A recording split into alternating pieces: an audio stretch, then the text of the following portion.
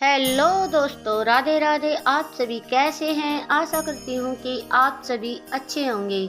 आज मैं लेकर आई हूँ 13 फरवरी विजया एकादशी को गाय को क्या खिलाना चाहिए और जिससे कि आपके घर में सुख समृद्धि और पैसे आने लगे। तो दोस्तों, आज की ये वीडियो आपके लिए कुछ नया लेकर आई है।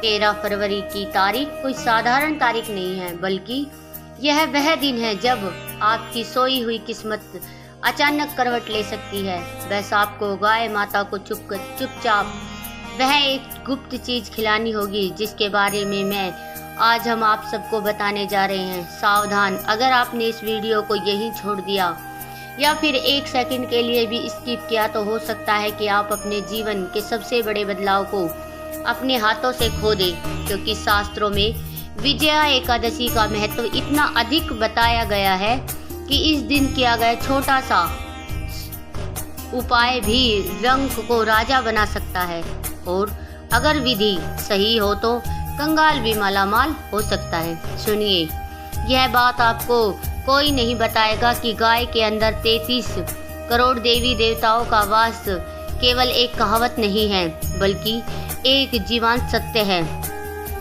और जब विजया एकादशी का पावन संयोग हो तो गाय की जीभ पर साक्षात वरुण देव और माता लक्ष्मी का वास माना जाता है। इसलिए आज की यह जानकारी बहुत ही कीमती है। इसे मजाक समझने की भूल बिल्कुल भी मत करना। हमारे वेद और पुराण चीख चीख कर यह गवाही देते हैं कि जिस घर में विजया एकादशी के दिन यह उपाय किया जाता है, वहाँ की 7 पीढ़ियाँ भी कभी धन के लिए तरसती नहीं है। आज की इस वीडियो में हम आपको वह गुप्त चीजों को बताएंगे कि जिन्हें आपको गाय को खिलाना है, लेकिन उससे भी ज्यादा जरूरी है वह तरीका, वह समय और वह भावना जिसके साथ आपको यह कार्य करना है। क्योंकि याद रखिए, तंत्र और मंत्र तभी काम करते हैं जब उनकी विधि सही हो। बहुत से लोग यही गलती करते हैं कि वे उपाय तो करते हैं लेकिन अधूरी जानकारी के साथ, फिर उन्हें फल नहीं मिलता। लेकिन आज आपको पूरी विधि पता चलने वाली है, इसलिए अपने घर के दरवाजे बंद कर लीजिए और एकांत में बैठकर इस वीडियो को पूरा देखिए, क्योंकि आज हम ऐसे रहस्य से पर्दा उठाने जा रहे हैं जो अब तक बहुत कम लोगों को पता है। विजया एकादशी फाल्गुन मास के कृष्ण पक्ष की एकादशी को कहा जाता है। जैसा कि इसमें नाम में ही विजया छिपा है, यह एकादशी आपको हर क्षेत्र में विजय दिलाती है। चाहे कोर्ट कचहरी का मामला हो, या फिर आपके व्यापार में आ रही कोई बड़ी रुकावट, या फिर घर में छाई हुई दरिद्रता का घना अंधेरा, सब कुछ एक दिन के उपाय से खत्म हो जाता है। भगवान श्री कृष्ण जी ने भी लंका पर चढ़ाई करने से पहले इसी विजया एकादशी का व्रत किया था और समुद्र को पार करने का मार्ग पाया था। तो सोचिए, अब स्वयं भगवान श्री राम को इस व्रत ने विजय दिलाई, तो हम और आप तो साधारण मनुष्य हैं। हमारी विपत्तियां इसके सामने क्या चीज है। चलिए सबसे पहले यह समझते हैं कि आखिर 13 फरवरी के दिन ऐसा क्या खास है। देखिए, इस बार ग्रहों की स्थिति कुछ ऐसी बन रही है जो कई सालों बाद आती है। इस दिन सर्वार्थ सिद्धि योग बन रहा है, जिसका अर्थ है कि इस समय में किया गया कोई भी कार्य कभी असफल नहीं होता। अगर आप लंबे समय से कर्ज के बोझ तले दबे हुए हैं, लोग आपके पैसे वापस नहीं कर रहे, या फिर नौकरी में तरक्की रुकी हुई है, तो यह दिन आपके लिए किसी वरदान से कम नहीं है। अब ध्यान से सुनिए कि आपको सुबह उठकर सबसे पहले क्या करना है। 13 फरवरी की सुबह आपको ब्रह्म मुहूर्त में उठना होगा, यानी कि सूर्य निकलने से पहले सूर्य उगने से पहले आपको बिस्तर छोड़ना होगा। याद रहे, आलस्य दरिद्रता का सबसे बड़ा मित्र है, इसलिए उस दिन आलस्य को त्यागना पड़ेगा। स्नान करते समय पानी में थोड़ा सा गंगा जल और चुटकी भर हल्दी डाल लेना बिल्कुल ना भूले। हल्दी भगवान विष्णु को अति प्रिय है और विजया एकादशी भगवान विष्णु को ही अर्पित है। जब आप हल्दी वाले पानी से स्नान करते हैं तो आपका गुरु ग्रह मजबूत होता है और जीवन में धन आने के रास्ते खुलते हैं। स्नान के बाद आपको पीले रंग के वस्त्र धारण करने हैं। अगर पीले वस्त्र ना हो तो कोई भी साफ सुथरा और हल्का कपड़ा पहन सकते हैं, लेकिन काले या नीले रंग के कपड़े उस दिन भूलकर भी मत पहनना, क्योंकि यह रंग नकारात्मकता ऊर्जा को खींचता है और हम एक सात्विक कार्य करने जा रहे हैं। अब आप अपने घर के मंदिर में जाएं और भगवान विष्णु और माता लक्ष्मी की प्रतिमा के सामने घी का एक दिया जलाएं। ध्यान रहे, दीपक की बाती लाल रंग की होनी चाहिए। अगर लाल बाती ना हो तो रुई में थोड़ा सा सिंदूर लगा ले। यह उपाय माता लक्ष्मी को आपके घर की ओर आकर्षित करता है। अब बात करते हैं उस महा उपाय की जिसके लिए आप इतनी देर से इंतजार कर रहे हैं। वह गुप्त चीज क्या है जिसे गाय को खिलाना है, लेकिन उससे पहले एक छोटी सी पर बहुत जरूरी बात जान लीजिए। गाय को माता क्यों कहा जाता है? क्योंकि गाय के शरीर के कण कण में देवताओं का वास है। गरुड़ पुराण के अनुसार गाय के पैरों में तीर्थ होते हैं और उसके मुख में साक्षात अमृत का वास होता है। जब आप गाय को कुछ खिलाते हैं तो वह सीधा ईश्वर के पेट में जाता है। लेकिन विजय एकादशी के दिन गाय को रोटी खिलाने का भी एक विशेष तरीका है। साधारण दिनों की तरह रोटी खिलाने से काम नहीं बनेगा। आपको क्या करना है, ध्यान से एक एक शब्द को अपने दिमाग में बिठा लीजिए। आपको सुबह के समय जब आपके घर में खाना बने तो सबसे पहली रोटी गाय के लिए निकालनी है। यह नियम तो हर हिंदू घर में होता है, लेकिन विजय एकादशी के दिन इस रोटी को बनाने का तरीका थोड़ा अलग होगा।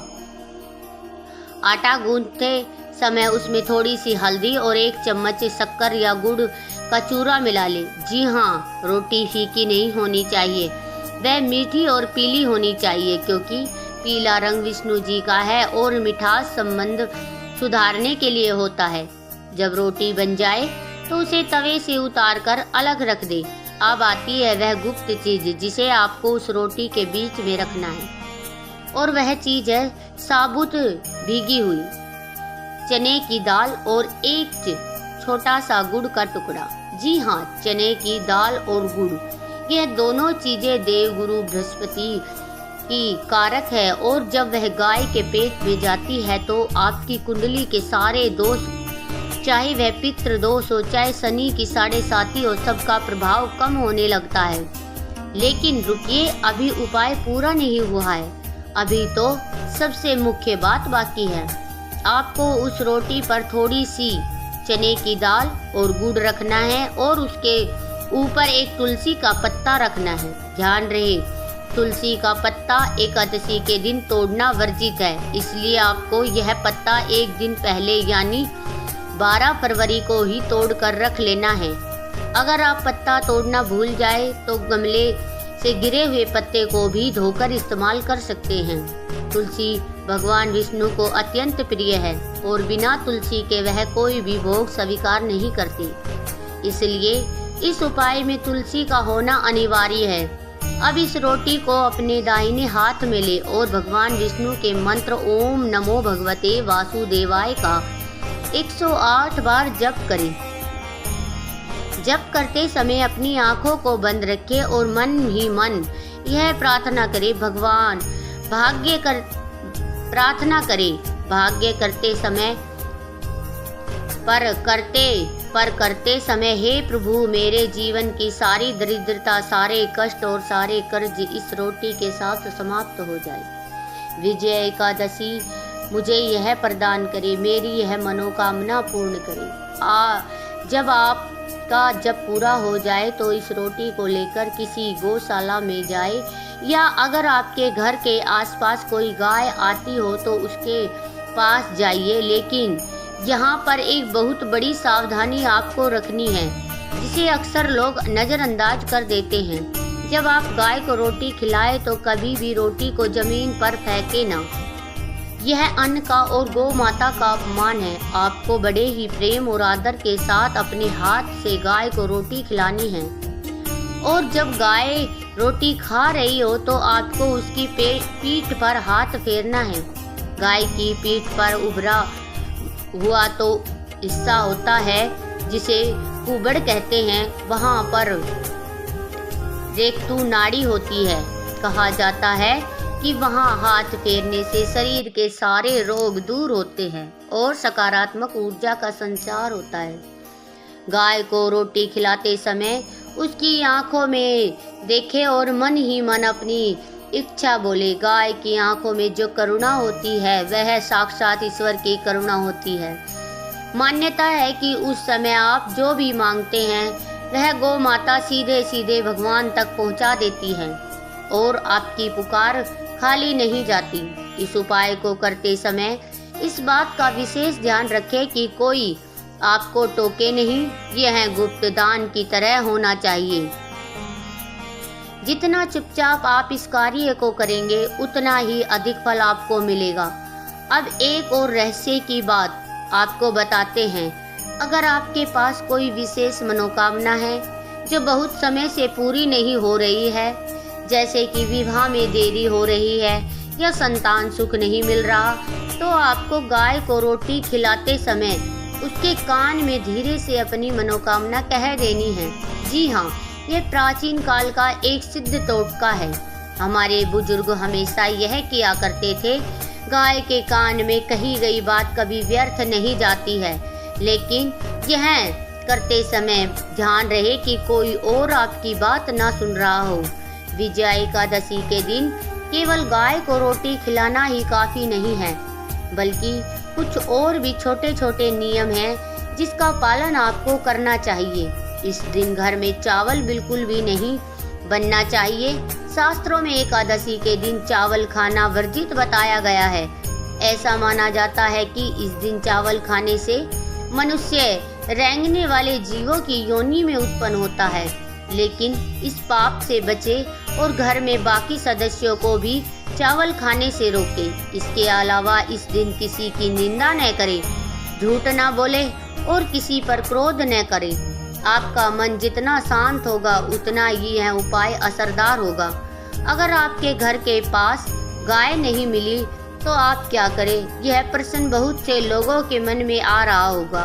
अगर आप शहर में रहते हैं और आसपास गाय नहीं है तो आप किसी गौशाला में जाकर यह उपाय कर सकते हैं, और अगर वह भी संभव ना हो तो आप आटे की एक लोई बनाकर उसमें गुड़ और चने की दाल रखकर किसी बहते हुए जल में प्रवाहित कर दे और मन में यह भाव रखे कि यह भोजन जल के जीवों के माध्यम से ईश्वर तक पहुंच जाए। लेकिन पहली प्राथमिकता गाय को खिलाने की ही होनी चाहिए। विजया एकादशी की कथा भी बड़ी ही रोमांचक और फलदायी है, जिसे सुने बिना इस व्रत का पूरा फल नहीं मिलता। तो चलिए संक्षिप्त में आपको वह कथा सुनाते हैं। प्राचीन काल में जब भगवान श्री राम सीता माता की खोज में समुद्र तट पर पहुँचे तो उनके सामने विशाल समुद्र एक बड़ी बाधा बनकर खड़ा था। उन्होंने समझ में नहीं आ रहा था कि अपनी वानर सेना के साथ इस अथाह सागर को कैसे पार करें। अब उन्होंने वकलभ्य मुनि से उपाय पूछा। मुनि ने उन्हें विजया एकादशी का व्रत करने की सलाह दी। मुनि के कहने पर भगवान श्री राम ने अपनी सेना सहित पूरी विधि विधान से फाल्गुन मास की कृष्ण पक्ष की एकादशी का व्रत किया और विधि पूर्वक पूजन किया। इस व्रत के प्रभाव से उन्हें समुद्र पार करने का रास्ता भी मिला और लंका पर विजय भी प्राप्त हुई। रावण जैसे महाशक्तिशाली शत्रु का वध करने की शक्ति उन्हें इसी व्रत पुण्य से प्राप्त हुई थी। तो सोचिए, जब भगवान को भी अपने कार्य सिद्ध करने के लिए इस व्रत का सहारा लेना पड़ा तो इस दिन की महिमा कितनी अपार होगी। इसलिए 13 फरवरी को आने वाली इस विजया एकादशी को साधारण दिन समझकर गंवाने की भूल मत करना। यह साल में एक बार आने वाला वह मौका है जब आप अपनी किस्मत की लकीरों को बदल सकते हैं। इस दिन किया गया दान, हवन और गौ सेवा अक्षय पुण्य प्राप्त करती हैं। अक्षय का अर्थ होता है जिसका कभी क्षय ना हो, यानी जो कभी खत्म ना हो। आपको आपके द्वारा खिलाई गई वह एक रोटी और वह गुप्त चीज आपके आने वाले कई जन मुंह तक आपकी रक्षा करेंगे। एक बात का और ध्यान रखें कि जब आप गाय को रोटी खिलाकर वापस आए तो पीछे मुड़कर ना देखें। वह सीधा अपने घर चले आई। घर आकर अपने हाथ पैर धोए और फिर अपने कार्यों में लग जाए। इस कार्य की चर्चा किसी से न करें कि मैंने आज यह किया या वह किया, क्योंकि अपनी पूजा अपने दान का बखान करने से उसका फल नष्ट हो जाता है। इसे अपने ईश्वर के बीच का एक गुप्त रहस्य रहने दे। कई बार लोग पूछते हैं कि क्या हम यह उपाय शाम को कर सकते हैं? देखिए, शास्त्रों के अनुसार एकादशी का उपाय सूर्य उदय के बाद और सूर्य अस्त से पहले करना चाहिए, लेकिन सबसे उत्तम समय सुबह का ही होता है, जब प्रकृति शांत होती है और वातावरण में सकारात्मक ऊर्जा होती है। लेकिन अगर किसी कारणवश आप सुबह यह ना कर पाए तो दिन में किसी भी समय कर सकते हैं। बस सूर्यास्त के बाद गाय को परेशान ना करें, क्योंकि वह उनके विश्राम का समय होता है। इस दिन घर की महिलाओं को विशेष रूप से सिर धोकर स्नान करना चाहिए और हो सके तो घर में कीर्तन या भजन करना चाहिए। हे राम राम राम हरे हरे, हरे कृष्णा कृष्णा कृष्णा हरे हरे। इस मंत्र का जप घर की सारी नकारात्मकता को बाहर निकाल फेंकता है। जिस घर में एकादशी के दिन इस मंत्र की गूंज होती है, वहाँ यमराज भी प्रवेश करने से डरते हैं। वहाँ सदैव सुख और समृद्धि का वास होता है। अब एक और गुप्त चीज जो आप इस दिन कर सकते हैं, अगर आप बहुत ज्यादा आर्थिक तंगी से गुजर रहे हैं तो गाय को रोटी खिलाते समय उसके साथ एक सिक्का स्पर्श कराकर वापस अपने पर्स में ले आए। जी हाँ, उस सिक्के को गाय के मस्तक से लगाकर उसे प्रणाम करके वापस ले आए और उसे लाल कपड़े में बांधकर अपनी तिजोरी में या धन रखने के स्थान पर रख दे। यह सिक्का चुंबक की तरह धन को अपनी ओर खींचेगा। यह एक ऐसा टोटका है जो बहुत ही कम लोग जानते हैं, और जिन्होंने भी इसे आजमाया है उनकी तिजोरी कभी खाली नहीं रही। दोस्तों, जीवन में अवसर बार बार नहीं मिलते। समय रहते की तरह हाथ से रेत की तरह फिसलता जाता है। 13 फरवरी बस आने ही वाली है। तैयारी अभी से शुरू कर दे। चने की दाल भिगोना न भूले, गुड़ का इंतजाम कर ले, और सबसे जरूरी बात, अपने मन को तैयार कर ले। श्रद्धा और विश्वास ही वह शक्ति है जो पत्थर में भी भगवान को प्रकट कर सकती है। अगर आपके मन में विश्वास है तो यह साधारण सी दिखने वाली रोटी और गुड़ आपके जीवन में चमत्कार कर देगी। और अगर विश्वास नहीं है तो आप सोने चांदी का दान भी कर दे तो कोई फल नहीं मिलेगा। याद रखें, विजया एकादशी केवल धन प्राप्ति का ही साधन नहीं है, यह मोक्ष प्राप्ति का भी द्वार है। जो मनुष्य नियम पूर्वक इस दिन गो सेवा करता है उसे अंत समय में वैकुंठ धाम की प्राप्ति होती है। उसके सारे पाप जलकर भस्म हो जाते हैं और वह जीवन मरण के चक्र से मुक्त हो जाता है। तो दोस्तों, आज की यह हमारी वीडियो आपको कैसी लगी कमेंट बॉक्स में ज़रूर बताएं। अगर वीडियो अच्छी लगी हो तो लाइक करें, शेयर करें और सब्सक्राइब करना न भूलें। धन्यवाद दोस्तों। अब मिलते हैं एक नई वीडियो के साथ, तब तक के लिए राधे राधे।